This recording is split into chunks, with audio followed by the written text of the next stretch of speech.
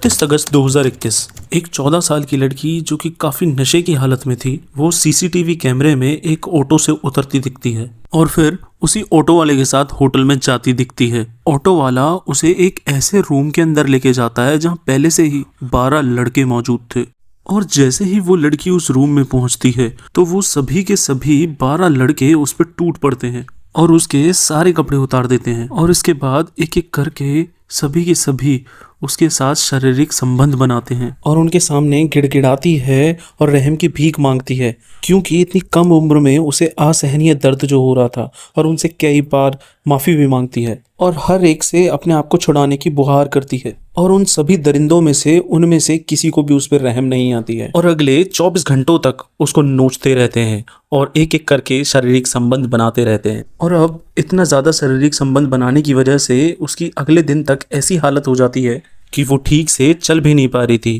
और इतना ज़्यादा संबंध बनाने की वजह से उसके प्राइवेट पार्ट से निरंतर खून बह रहा था और उस लड़की के बॉडी के हर एक पार्ट पे काटने के निशान थे, क्योंकि उन लड़कों के दिमाग में हवस का गंध घुसा हुआ था और उसी हवस के चलते उस लड़की को बारी बारी से जानवरों की तरह नोचते रहे और उन सब का जब काम हो गया तो उस लड़की को होटल रूम से बाहर निकाल दिया और अपना गेट बंद कर लिया। तभी उन सब में से एक लड़के को उस लड़की पर तरस आ जाता है, इसलिए वो लड़का उसे होटल से बाहर ले आता है और टैक्सी में बैठाकर कुछ पैसे देकर रेलवे स्टेशन छोड़ाता है ताकि वो लड़की अपने घर जा सके। अब दोस्तों, यहाँ से आगे की कहानी जानने से पहले कि वो मासूम सी 14 साल की लड़की कैसे उन दरिंदे लोगों के चुंगल में फंसी, तो ये बात है महाराष्ट्र में स्थित पुणे के पनवाड़ी थाना क्षेत्र की, जहाँ शीतल के माता पिता एक नर्सरी में काम किया करते थे। एक दिन शीतल अपने माता पिता को बताए बिना अपने एक दोस्त से मिलने के लिए पुणे के रेलवे स्टेशन पर पहुंच जाती है। वो वहां पहुंचकर अपने दोस्त का पूरे दिन भर इंतजार करती है, लेकिन रात के 10 बजे तक भी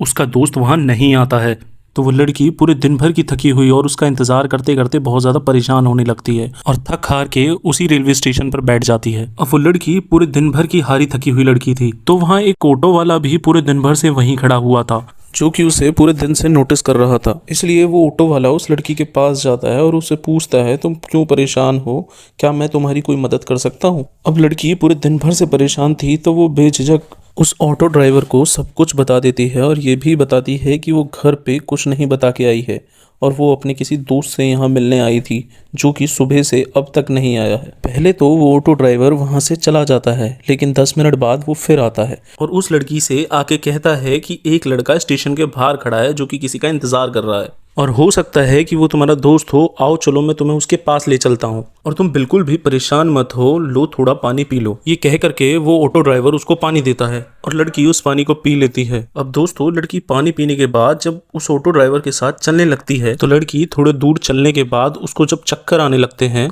तो ऑटो ड्राइवर ये देख के उसे अपने ऑटो में बैठा लेता है और उसे उसी बेहोशी की हालत में जंगल की ओर ले जाता है और वहाँ पे वही होटल था जहाँ पे बहुत सारे लोगों ने उसके साथ संबंध बनाए थे। उसके बाद उन 12 लड़कों में से एक लड़का जो उसे रेलवे स्टेशन पर छोड़ के चला जाता है और उसी वक्त उस रेलवे स्टेशन पर एक ट्रेन चलने ही वाली थी जिसमें जाकर वो लड़की बैठ जाती है और कोने वाली सीट पर बैठ कर दुबक कर पूरे रास्ते रोती हुई जाती है। लेकिन फिर भी ट्रेन के डब्बे में बैठे हुए सारे लोगों में से किसी की भी नजर उस लड़की पे नहीं जाती है, लेकिन शायद उसकी किस्मत अच्छी थी कि गश्त कर रहा एक पुलिस वाले की नजर उस पर चली जाती है। वो पुलिस वाला भी उसे देखकर समझ जाता है कि कुछ तो गड़बड़ है। अब वो पुलिस वाला उस लड़की के पास जाता है और उससे जाके पूछता है कि क्या हुआ, मैं कोई तुम्हारी मदद कर सकता हूँ। अब शीतल के साथ इतना बुरा हो चुका था कि वो पुरुषों को देख के डर रही थी और उस पुलिस वाले को भी देखकर वो डर गई थी और वो यही सोचने लगी कि कहीं ये भी तो मेरे साथ गलत काम नहीं करेगा, इसलिए वो उसको भी कुछ नहीं बताती है। लेकिन पुलिस वाला बहुत अच्छा इंसान था, इसलिए वो तुरंत CWC में संपर्क करता है और एक महिला पुलिस अधिकारी को तत्काल बुलाता है और जब वो महिला पुलिस अधिकारी आई और आते ही शीतल को उसने पानी पिलाया और अब शीतल ने भी उस पर विश्वास करते हुए अपनी आप बीती बताई और बाद में शीतल को हवाई जहाज से वापस चंडीगढ़ से बम्बई पहुंचाया गया और अब उसे हॉस्पिटल में एडमिट कराया गया, जहां डॉक्टर से लेके सफाई कर्मचारियों तक को भी फीमेल्स रखा गया, क्योंकि वो पुरुषों के नाम से ही इतना ज्यादा डरने लगी थी और पुरुषों को देख उसकी हालत बिगड़ जाती। और थोड़े समय बाद ही पुलिस इस केस को संज्ञान में लेते हुए FIR दर्ज कर जल्द से जल्द सभी लड़कों को पकड़ के सलाखों के पीछे पहुंचा दिया। तो दोस्तों, ये थी शीतल की एक सच्ची कहानी। अगर वीडियो आपको इन्फॉर्मेटिव लगा हो तो वीडियो को लाइक, शेयर एंड चैनल को सब्सक्राइब जरूर करें। एक और सच्ची घटना के साथ फिर मिलेंगे, जब तक के लिए जय हिंद, जय भारत।